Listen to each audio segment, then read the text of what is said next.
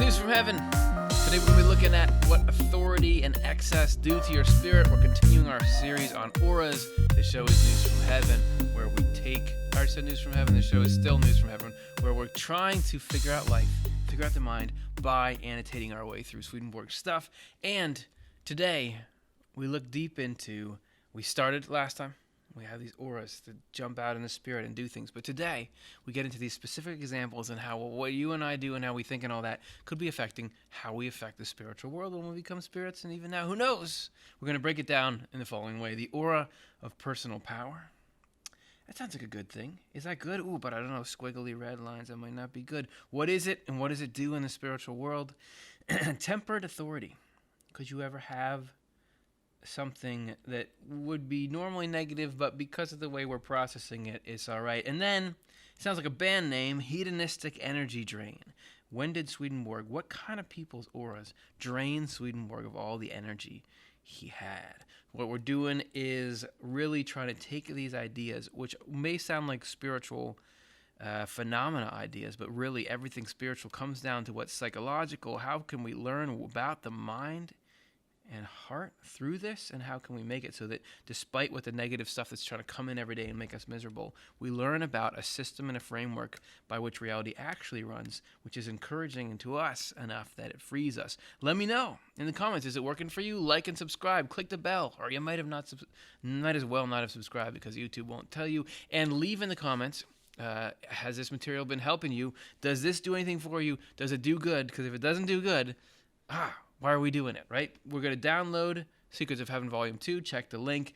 Continuing, as you can see, we did already these numbers here. And the other part, go check out that show if you want to know what auras are and how we acquire them. But now we get into some more specifics where Swedenborg is giving examples. And we start with this aura of personal power. What does it do? Is it something you want? There was one person who in bodily life, and I'm sorry I always stop so soon on this, but what we do here, if there was a takeaway, what we do here matters more than you would think. What we do here, how we think about ourselves, actually changes the way we affect the people around us there tangibly. It changes the way we smell spiritually. It changes the way we affect the atmosphere. It matters. It places importance on what's going on in our minds and hearts right now. There was one person who in bodily life had viewed himself as greater and wiser than others. So in his private thoughts, he's thinking, wow, I'm really cool, symbolized here by a crown. He thinks, I am greater and wiser than other people. Although, and here we get into a little subtle character shading here, because you think, oh, he's just evil. In other respects, he had been honorable enough, not holding other people in contempt on that account. So just because I think I'm greater and wiser doesn't mean I think you're nothing or you're vile, which it certainly can lend itself to. So we've got this complex person. How does his aura, how does this radiate and affect people? Because he had been born to high position, however. So this is somebody who actually may have been a king in the life in the world. Swedenborg knew kings. Kings were things back then. Not so much anymore. Because he'd been born to high position, however, he had developed an air of prestige and power. So stuff that you just think of this as kind of a personality trait or something, there's a literal spiritual force behind that, or that implants itself into the spiritual matrix. As such, he came to me. So he comes up to Swedenborg, and for a long time, didn't say anything, said nothing. I noticed, though, that he was surrounded by a kind of fog. So here we have this aura of personal power. Those, say they're red, drifty clouds here. So he, even though he hasn't said anything, the nature of auras is that you can tell without the person verbalizing what's going on in them. So we've got this fog. What does this fog do? Which drifted out from him and started to envelop other spirits and to distress them. So we know it's not a good fog, because if it's distressing other people, it's not good. We got these poor other spirits around here, minding their own business. This aura comes out of this person who had been born to authority, isn't terrible, but somehow is causing them to be enveloped in this fog, and they're feeling distress. Where does it go from here? Speaking to me from inside it. So Swedenborg is over here somewhere. ES. These spirits are talking to him, saying, hey, man, we can't stay here. They could not possibly stay there, that they were being robbed of all freedom. So freedom, this essential component to life, somehow this spirit, believing he was greater and wiser than everyone, creates an atmosphere in which they're robbed of their spiritual birthright, which is freedom. So somehow this personal power aura is taking away what should rightfully be theirs, so that they did not dare to say anything. Interesting. So part of the freedom, is it a fear of what he's going to do to them? Is it just the way this red fog interacts with their minds? Somehow they're not allowed to say what's on their mind when they're in the presence of this guy. And then we get to know a little bit more about him. He never talked yet, but here he goes. He too began to talk and address them, calling them his children, and at various times instructing them, but always with the authority that he had acquired. So you could have here a sense in which this guy doesn't think he's being bad. You know, he's saying, oh, my children, I know what's best for you, and trying to instruct. He's not just demanding tribute or something. He's trying to instruct, but because of this aura of authority, it's actually causing them distress. It's not letting them be their own people. So it's not necessarily good versus evil, but this guy has obviously got some problematic character traits. This experience showed me that an aura of personal power, there's our first keyword, is like in the other world. So it has a negative effect.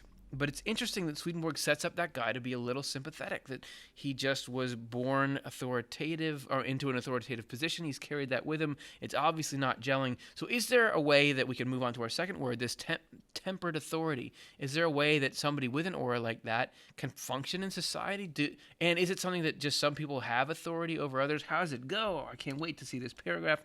I had many opportunities to observe that people who had been endowed with the highest positions in the world, again, the world is where we form our mind, and even your circumstances can leach into how you really think about life, and that affects your aura, because your aura, as we learned in the last episode, is just your inner nature projected outside you, inevitably took on an air of authority as a result, and he's almost like they couldn't help it.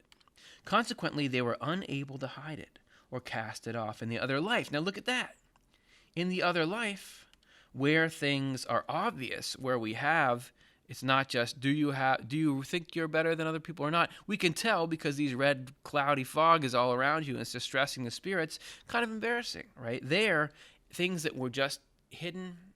And this is a great place for me to stop and go on a little rant. What I find so fascinating about Swedenborg's description of the spiritual world is how deep it delves into psychology and the things that it allows us to contemplate as objective things that before we just kind of had to brush off. And so I will qualify all that by saying this.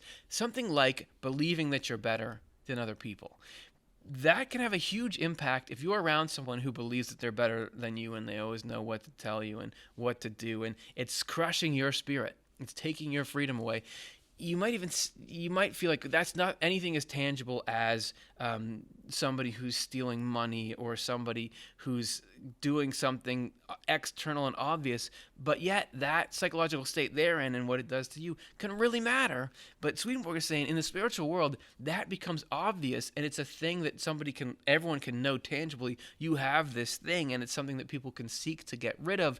It is a way that we can look at stuff that you would just not have you can't gather around and talk about it like you can talk about some kind of atrocity or some action, but this attitudes are almost things there, and they're things that we can make comments on, and they're things people can shed, and they're things that are obvious what impact your attitude is having. Isn't that good? Isn't that cool that we can get that deep into the ways we affect each other? To me, that does help with the head weather, because it's all this. Let's say there'd been people in my life that I had felt slighted by how they perceived me or how they acted, or there's other people that had been slighted by me in the same way, and you just kind of think, well, this is just something that happens in your micro inner world, and it's nothing, and your clouds will tell you, like, that's nothing that could ever be remedied or fixed or looked at. But what this is saying is, no, these little interactions are real in the spirit. And it's something that great attention can be paid to that. As much attention right now as can be paid to the quality of housing that people get or the quality of air that they breathe. I don't know how we'll just draw a little puff of wind, oh man. That attention can be paid, and that healing can be brought to the nuances of how people interact with each other. To me, it's good news. It's real good news. So, consequently, they were unable to hide it or cast it off in the other life, because there it becomes something that's obvious. You can't just treasure it in your heart and no one really knows, and to all appearances, you're a great person. You want to get rid of it. And especially if you are, like this person seemed like they were pretty good, and it is causing this problem where spirits can't be around you because you're harming them, you want to get rid of it.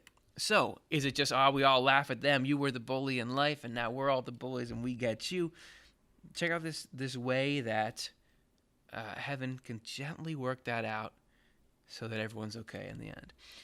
In the ones who have received the gift of faith and of love for others, so meaning the people who are in high positions and have this air of authority that they can't get rid of, but they're looking to God and believing what's true, and they do love other people.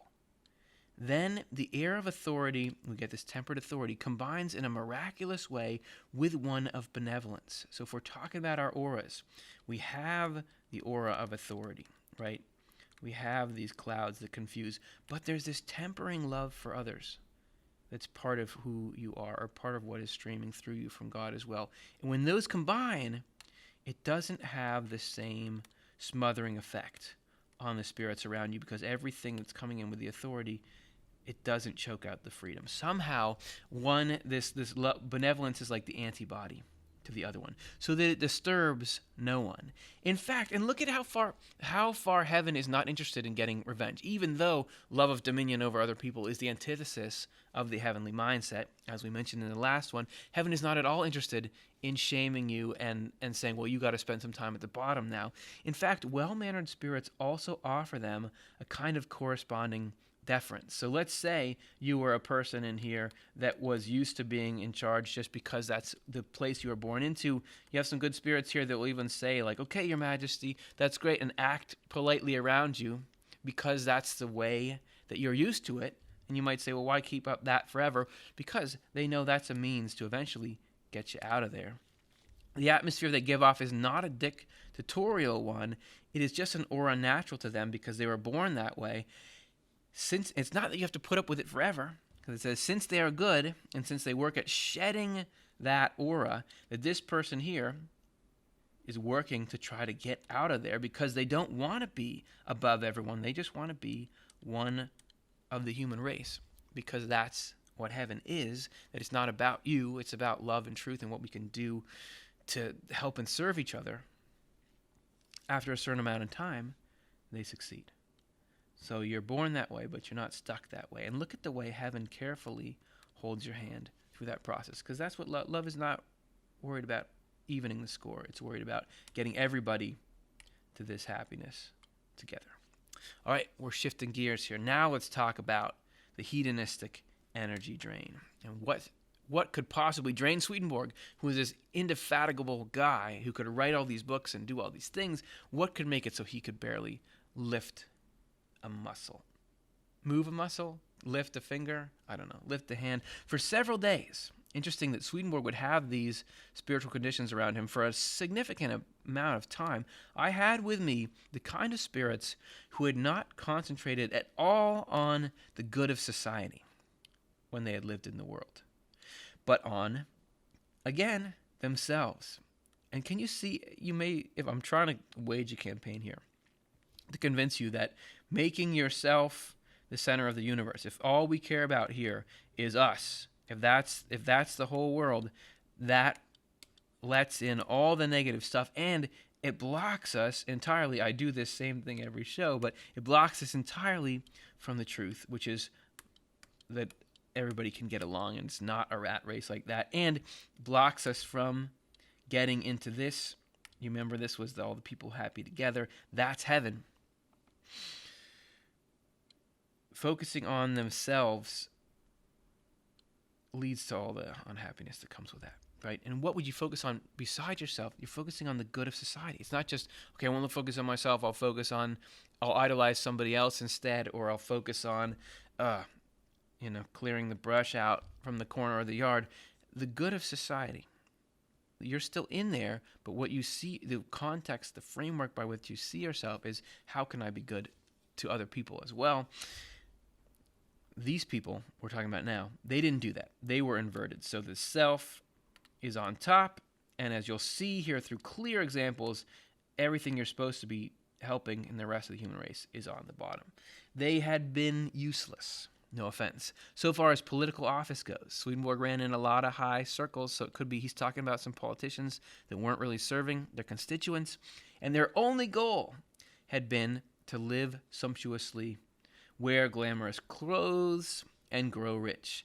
It's not that Swedenborg goes on and on about how it's okay to grow rich, live sumptuously, wear glamorous clothes, if that befits your position. Especially in this world, you get a salary, you can spend it in that way. But if that's the point, and the good of society is not, the good of society is down there, then it's a problem. And we all know that. If somebody's doing good to the human race, if somebody is, I'm not drawing anything there. If somebody's making in a position where they're doing a ton of good for a lot of people, let's say if you're a politician, you're passing the right laws and you're doing the right ordinances or whatever politicians do to make life better for tons of people, go for it. Recharge your mind, get it so that you can be a high functioning individual. That's great. But if it's the other way around and you're just using this stuff for yourself and we're all languishing in misery, obviously it's a problem. And let's see what kind of spiritual aura that leads to. They were used to putting up pretenses, to finding means of worming their way in everywhere by various kinds of flattery, and vying for office with the sole purpose of making themselves visible and taking charge of their overlord's resources. So it doesn't matter what the office was, department of something, ministry of something else. I don't care. I just want to be on that tier. Anyone engaged in any serious kind of work, and not only that, they regarded with contempt. Like, how can you believe this rookie actually cares about trying to help people? That's not what the game is. They had been courtiers, I perceived, which is something. I don't know what that meant in 18th century Sweden. Courtiers. You're in the court of king or something like that. Don't Google it. I don't know. The effect they had. Now, here we get to the hedonistic energy drain, because these people are living a hedonistic lifestyle. That what they care about is some prestige, but a lot of it just sumptuous living. They sapped Swedenborg of all his energy and made it burdensome for me to act or think about anything worthwhile, anything true or good, so terribly burdensome that in the end, I hardly knew what to do. So because these people had lived this life where they were just trying to live sumptuously, wear glamorous clothes. How many times have I said the word sumptuously today? Grow rich, focusing on themselves. All of that comes in to create this aura, right? That stuff, which had been their purpose affects your spirit. Spirit sends out this aura. So it's basically an aura of sloth, an aura of uselessness. And when Swedenborg finds himself starting to get enveloped by this, by having them as spiritual companions around him, suddenly he can't do anything useful as well. So it's an aura of corrupting the inflow of the divine, which is love and use, and somehow it gets lost here. Look at that. The yellow doesn't even show up there, so it can't get to Swedenborg anymore when he's in that cloud that's around them. When spirits like this come among other spirits, they infect them with a similar sluggishness. And this is because, as I was drawing a little bit there, it's this great, it's self-consistent laws governing how the spiritual world works. We mentioned this in the previous episode, that life itself is coming out of God, down in a chain to spiritual communities, who then go to communities below them, then to earth. That drain is because you are mucking up the supply chain here.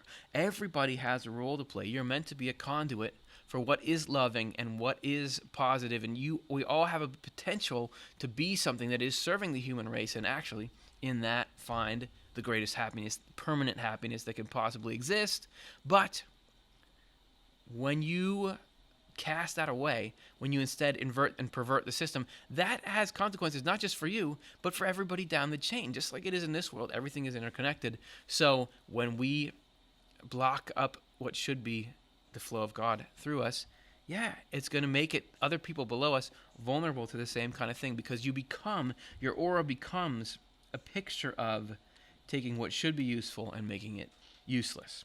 In the other life, they are useless members of society and are rejected wherever they go, because while in this world, you can get away with all this stuff, live sumptuously, wear glamorous clothes, grow rich, and nobody knows. You can tell people, oh, I am actually helping the people. I am a good civil servant, courtier, whatever, and people don't know for sure. But there, it's painfully obvious that that was your goal because of these auras, which are perceptible and detectable, and so make it that we can finally sort out who's really in this for the good of all, and let's put them in the positions where they can make things happen. That's the news from heaven. Did it get you thinking about anything? Did it get you thinking about, hey, I can be right now designing we focused on negative stuff here, but I can be designing in me the opposite, an aura of love and service. Isn't that an opportunity to do even more for other people? Because now if these guys' aura make it so you can't focus and concentrate, could I be a walking hotspot for productivity that I could bring to people in the spiritual world? That's the kind of stuff that shows you how important your life is. When we walk around and think, oh, there's nothing going on in me, I'm really just myself, and there's nothing really that important. The truth is, you are forming an eternal aura, an eternal soul that's going to do more good forever than you'd ever imagine.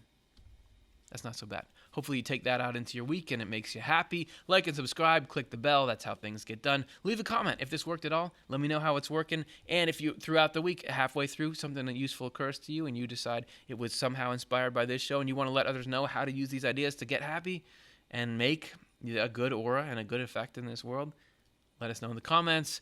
And I just really appreciate you giving me some time to work through this stuff. I love hearing from you. Thanks so much for watching. We'll see you next time as we continue our look through the auras of spirit. See you soon.